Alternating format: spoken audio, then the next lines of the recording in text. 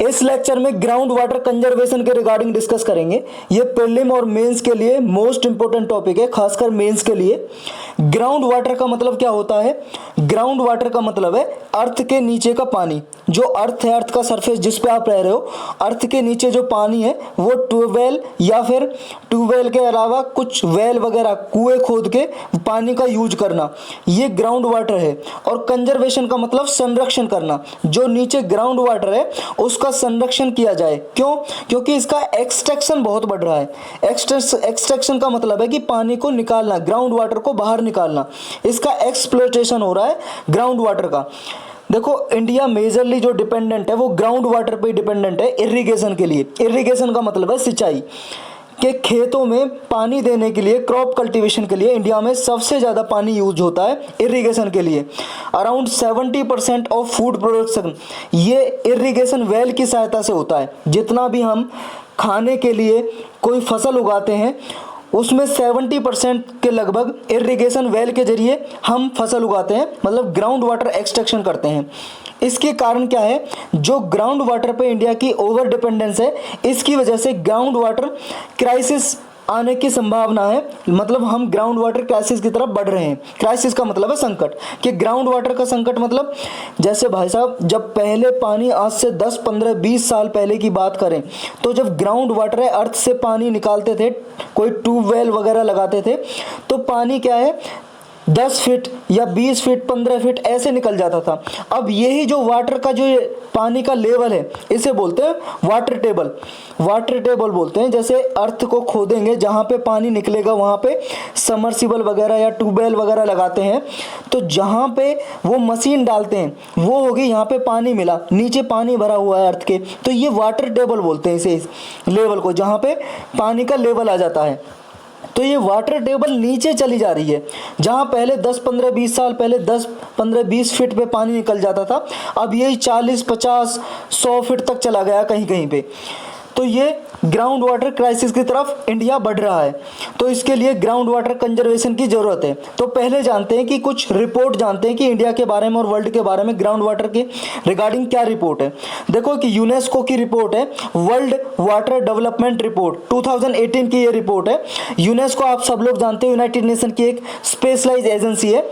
इसके according India क्या है? लार्जेस्ट एक्सट्रैक्टर है of ground water in the world. सबसे ज़्यादा पानी ग्राउंड वाटर को यूज करता है पूरे वर्ल्ड में, वो इंडिया है, भारत है। इंडिया में क्या है? बहुत ज़्यादा इरिगेशन वेल कंस्ट्रक्ट किए जाते हैं, जो कंस्ट्रक्ट करने के लिए कोई क्लियरेंस यानी कि गवर्नमेंट से कोई अनुमति लेने की जरूरत नहीं होती। इंडिया में किसी का भी मन किया ट्यूबवेल लगा लिया अपने खेत में, कहीं पे भी ट्यूबवेल लगा लिया, तो वहाँ पे गवर्नमेंट से कोई परमिशन लेने की जरूरत होती नहीं है। और ना ही कोई रिकॉर्ड मेंटेन किया जाता है इंडिया में कि कितने ये इरिगेशन वेल है, कितने लोगों ने ट्यूब लगाए हुए हैं। कोई भी रिकॉर्ड, इसका डेटा नहीं है, कोई रिकॉर्ड नहीं है। ये इस तरह से होते हैं भाई साहब ट्यूबवेल वगैरह। ये देखो, ये खोद लेते हैं कुछ, यहाँ पे ये पाइप लगा दिया और इससे पानी निकल रहा है। आजकल तो इस सबमर्सिबल अंदर मशीन डाल देते हैं और पानी ये निकलता रहता है, और इससे इरिगेशन के लिए, सिंचाई के लिए, ड्रिंकिंग वाटर के लिए भी यूज किया जाता है, पीने के लिए भी। यहाँ पे क्या है? पूरे इंडिया में देखो एवरीडे सेवरल हंड्रेड्स, सैकड़ों ये इरिगेशन वेल बनाए जाते हैं। और बहुत सारे ऐसे इरिगेशन वेल होते हैं जो सूख जाते हैं, इनमें पानी खत्म हो जाता है। मान लो यहाँ पे ट्यूबवेल लगाया, यहाँ पे पानी खत्म हो गया, मान लो ये 10-15 सालों से लगा हुआ है, और ये क्या है, अब यहाँ पे पानी निकल नहीं रहा, तो ये छोड़ दिया, अब दूसरी जगह पे लगा लिया। यहाँ से मान लो 15-20 फीट दूर पे लगा लिया, या 40-50 फीट दूर पे लगा लिया। तो ये बहुत सारे तो इरिगेशन वेल कंस्ट्रक्ट किए जाते हैं नए, बहुत सारे पुराने छोड़ के दोबारा से फिर नए और खोदे जाते हैं। जो कंस्ट्रक्शन है ग्राउंड वाटर का, ये क्या है, मतलब जो ग्राउंड वाटर का कंट्रीब्यूशन है ग्रॉस डोमेस्टिक प्रोडक्ट में, ये कभी भी मेजर नहीं किया जाता। यानी कि जो जीडीपी में कितना ग्राउंड वाटर का कंट्रीब्यूशन है, योगदान है ग्रॉस डोमेस्टिक प्रोडक्ट में, सकल घरेलू उत्पाद में, ये कभी भी नहीं मेजर किया जाता। और जो सेंट्रल ग्राउंड वाटर बोर्ड है, जो मिनिस्ट्री ऑफ जल शक्ति के अंडर काम करता है, इस बोर्ड के अकॉर्डिंग लगभग 230 बिलियन मीटर क्यूब वाटर जो ग्राउंड वाटर है वो ईच ईयर इरिगेशन के लिए, एग्रीकल्चर लैंड के लिए, खेतों में पानी लगाने के लिए ये हर साल लगभग 230 बिलियन मीटर क्यूबिक वाटर निकाला जाता है, ग्राउंड वाटर, जिसकी वजह से रैपिड डिप्लीशन हो रहा है ग्राउंड वाटर का। रैपिड डिप्लीशन का मतलब बहुत जल्दी से ग्राउंड वाटर घटता जा रहा है, और ऐसा एस्टिमेट लगाया जा रहा है कि इंडिया में जो रेंज है डिप्लीशन की 122 से लेकर 199 बिलियन मीटर क्यूबिक की रेंज है। रीजन और कौन कौन से ग्राउंड वाटर डिप्लीशन के, एक रीजन तो हमने देख लिया सबसे ज़्यादा कौन सा है, इरिगेशन वेल बना के और ग्राउंड वाटर का कंस्ट्रक्शन करना, किसके लिए, एग्रीकल्चर के लिए। तो और क्या क्या है देखो, सबसे बड़ा रीजन है increasing demand for water. Water की डिमांड भाई साहब बढ़ती जा रही है, क्योंकि आप सबको पता है पॉपुलेशन बढ़ती जा रही है दिन पे दिन, तो वाटर की डिमांड भी बढ़ती जा रही है। जब ज़्यादा पॉपुलेशन होगी, जनसंख्या ज़्यादा होगी, लोग ज़्यादा होंगे, तो पानी की मांग ज़्यादा बढ़ जाएगी। डोमेस्टिक यूज के लिए, घरों में यूज के लिए, इंडस्ट्री के लिए, एग्रीकल्चर नीड्स के लिए, और अब ये डिमांड ज़्यादा बढ़ जाएगी। दूसरा कारण ये भी है क्योंकि सरफेस जो वाटर रिसोर्सेज हैं वो लिमिटेड है, क्योंकि देखो हर एक राज्य में, इंडिया में रिवर तो है नहीं। राजस्थान में भाई साहब देखो ये सीजनल रिवर होती हैं, बारिश होती है तो रिवर में पानी होता नहीं होता। हरियाणा में रिवर नहीं है, यहाँ पे बहुत ज़्यादा, हरियाणा और पंजाब, जो ईस्टर्न पंजाब है, यहाँ पे देखो कोई इरिगेशन की फैसिलिटी, देखो ऐसे कैनाल वगैरह तो है नहीं, रिवर सिर्फ वेस्टर्न पंजाब एरियाज़ में है। और ये वाला रीजन है ये पंजाब और हरियाणा का, यहाँ पे रिवर इतने सोर्सेज है नहीं, कैनाल भी कम है, तो यहाँ पे ग्राउंड वाटर का जो एक्सट्रैक्शन ज़्यादा होता है। लिमिटेड स्टोरेज फैसिलिटी, देखो जो रेनफॉल होता है, बारिश हुई, बारिश के पानी की हार्वेस्टिंग की फैसिलिटी भी कम है कि उसे स्टोरेज करके रख सके, क्योंकि हार्ड रॉक टेरेन है। जो हिमालयन रीजन है भाई साहब, वहाँ पे तो देखो रिवर वगैरह जहाँ पे फ्लो करती हैं, रिवर का सरफेस वाटर यूज कर लेते हैं। जहाँ पे रिवर नहीं है वहाँ पे वाटर स्टोरेज की फैसिलिटी नहीं है। और लैक ऑफ रेनफॉल, ऐसे एरियाज हैं मेनली सेंट्रल इंडियन स्टेट्स, जैसे महाराष्ट्र हो गया, मध्य प्रदेश हो गया, या आपका तेलंगाना हो गया, ये वाले जो रीजन है, राजस्थान हो गया, ये वाले रीजन क्या है, यहाँ पे रेनफॉल यानी कि बारिश बहुत कम होती है। नेक्स्ट रीजन क्या है, ग्रीन रिवॉल्यूशन, हरित क्रांति बोलते हैं हिंदी में ग्रीन रिवॉल्यूशन को। देखो जब ये ग्रीन रिवॉल्यूशन लगभग 1968 में लॉन्च की गई थी, जिसकी क्या किस लिए, ताकि हमारा इंडिया सेल्फ रिलायंस बन सके, आत्मनिर्भर बन सके, किसमें, फूड प्रोडक्शन में। और इसकी वजह से ग्रीन रिवॉल्यूशन की वजह से हमारा इंडिया सेल्फ रिलायंस बना, यानी कि आत्मनिर्भर बना, वीट में, चावल में, यानी कि राइस में, पल्सिस में तो अभी भी नहीं है, वैसे पल्सिस हम इंपोर्ट करते हैं बाहर देश से, तो कम से कम वीट और राइस में हम सेल्फ डिपेंडेंट बने, किसकी वजह से, ग्रीन रिवॉल्यूशन की वजह से।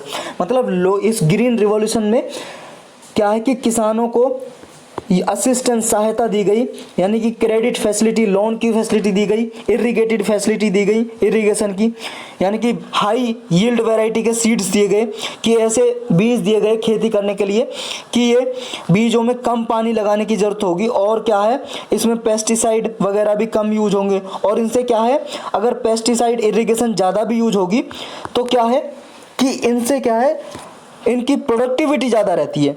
देखो हाई यील्डिंग वैरायटी ये क्या है, अगर पानी ज़्यादा भी यूज करता है, वैसे अगर ओवरऑल देखें तो हाई यील्डिंग वैरायटी के जो सीड्स होते हैं उनके लिए पानी वगैरह इरिगेशन की फैसिलिटी बहुत ज़्यादा चाहिए होती है, तो ये लेकिन ज़्यादा इरिगेशन मांगते हैं, और इनमें फर्टिलाइज़र भी यूज करते हैं, केमिकल फर्टिलाइज़र, लेकिन प्रोडक्टिविटी बहुत ज़्यादा हाई रहती है इनकी।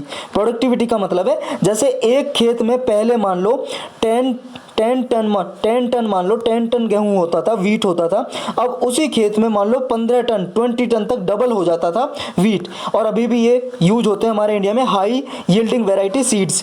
तो ग्रीन रिवॉल्यूशन में ये ज़्यादा जब ये सपोर्ट किया गया कि वीट और राइस उगाने का, इसकी वजह से क्या है, इरिगेशन फैसिलिटी ज़्यादा चाहिए होती थी, और इरिगेशन के लिए क्या है, ज़्यादा किसान क्या ट्यूबवेल लगाएंगे। अब ये ट्यूबवेल लगाएंगे तो क्या होगा, ग्राउंड वाटर का एक्सट्रैक्शन होगा, तो ये ग्राउंड वाटर बहुत ज़्यादा एक्सट्रैक्ट हुआ।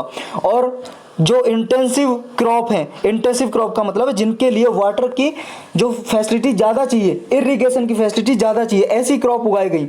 और ड्रॉट प्रोन एरिया जहाँ पे सूखा पड़ती है भाई साहब, जैसे हरियाणा और पंजाब के कुछ ईस्टर्न पंजाब के रीजन है, वेस्टर्न यूपी है, यहाँ पे कुछ डेफिसिट रीजन है, वाटर डेफिसिट रीजन है, पानी की कमी है, तो वहाँ पे भी बहुत ज़्यादा खेती की गई ऐसी मतलब फसलों की, जैसे राइस की, जैसे हरियाणा में भाई साहब राइस के लिए सूटेबल नहीं है ये जो ग्राउंड, मतलब यहाँ पे जो मिट्टी है, सॉइल है, राइस कल्टीवेशन के राइस कल्टीवेशन के लिए सूटेबल नहीं है, मतलब चावल की खेती करने के लिए उपयुक्त नहीं है ये जो भी सॉइल है, मिट्टी है हरियाणा की। लेकिन वहाँ पे राइस की खेती की गई और ज़्यादा से ज़्यादा ग्राउंड वाटर एक्सट्रैक्शन किया गया, ग्राउंड वाटर निकाला गया। इसकी वजह से क्या है, ग्राउंड वाटर का जो वाटर टेबल है वो नीचे घटता जा रहा है, एक्सप्लोटेशन ज़्यादा हो रहा है।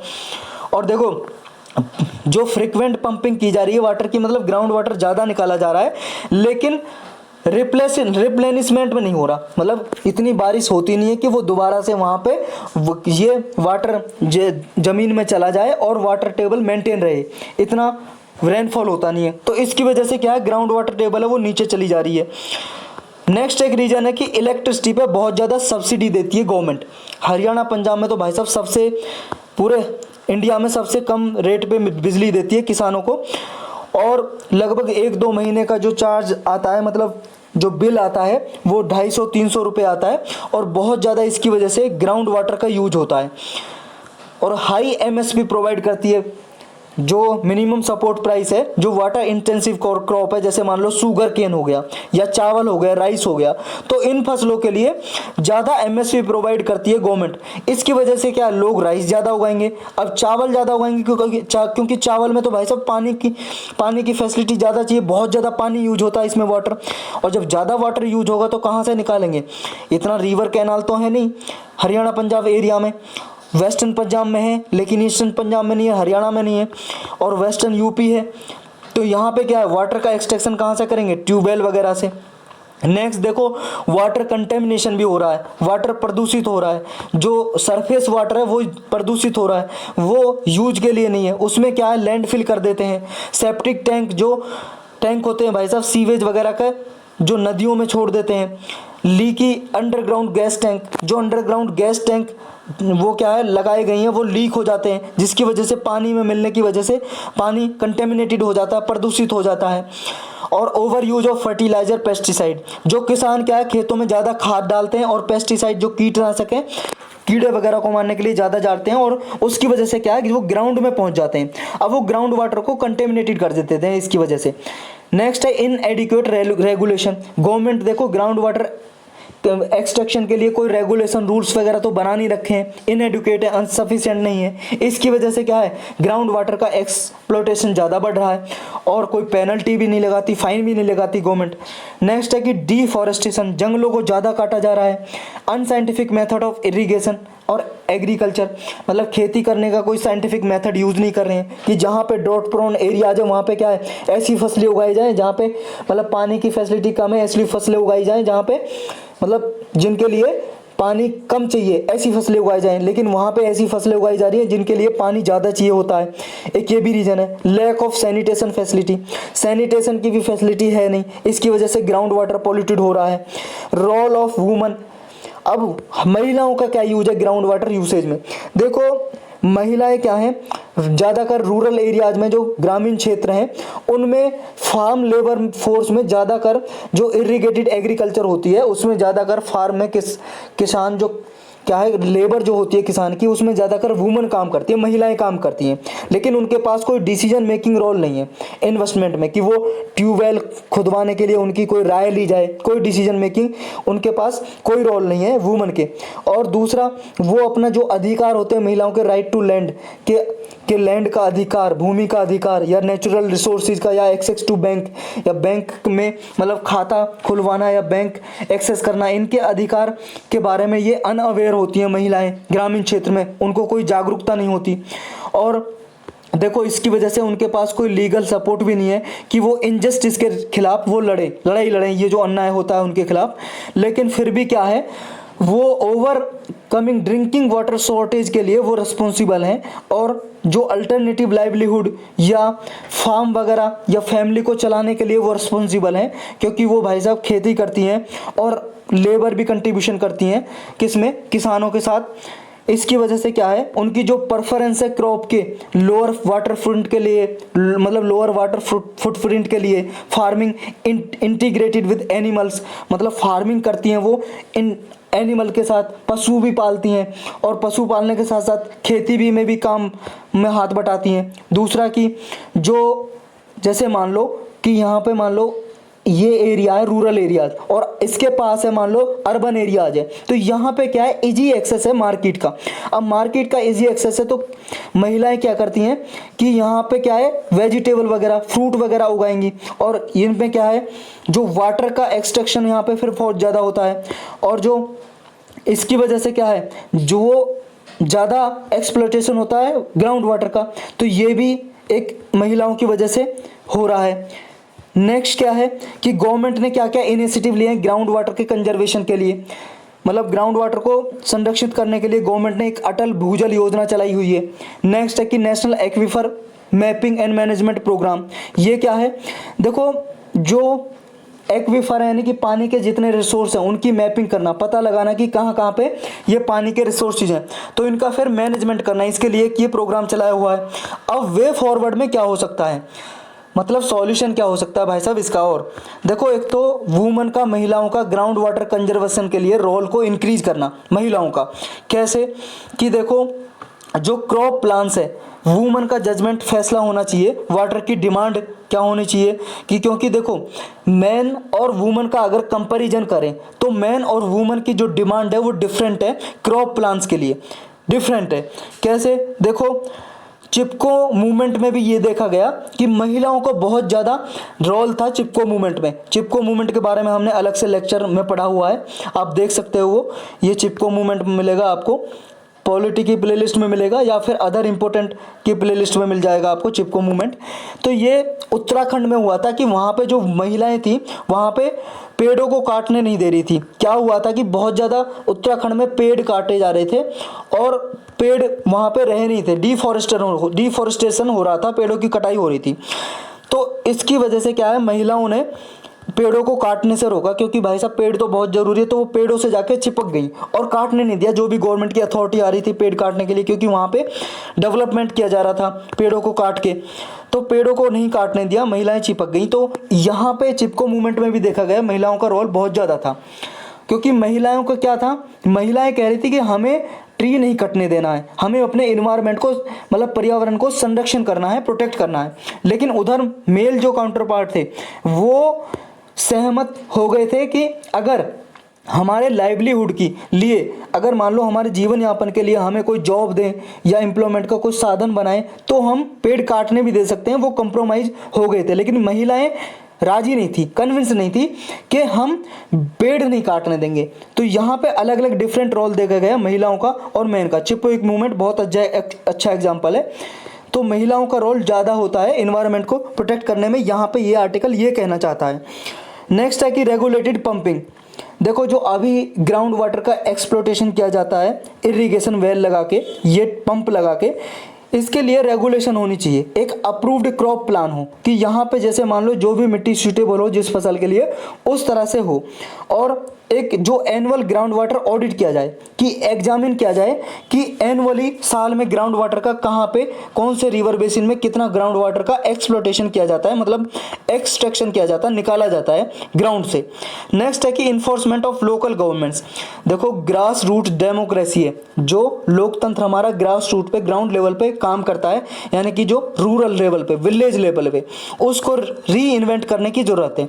जो भी लोकल इंस्टीट्यूशन है लोकल गवर्नमेंट्स है उसको स्ट्रेंथन करना बहुत जरूरी है अगर ग्राउंड वाटर का कंजर्वेशन करना है। यानी कि विलेज लेवल पे, यानी कि गांव के जो इलाके हैं रूरल एरियाज में स्मॉल फार्मर्स को ऑर्गेनाइज करना पड़ेगा और उनके द्वारा एक रजिस्टर्ड बॉडी बनानी पड़ेगी, मतलब उनको ही क्या है रूरल एरियाज में सरपंच पंच को ही अथॉरिटी देनी पड़ेगी कि वहां पे इनको डायरेक्ट किया जाए कि वो ग्राउंड वाटर के कंजर्वेशन के लिए कदम उठाएं। इक्वल पार्टिसिपेशन हो वुमेन का भी ये इंटर वैल्यू चेन को मैनेज करने के लिए। तो यही था बस इस लेक्चर में।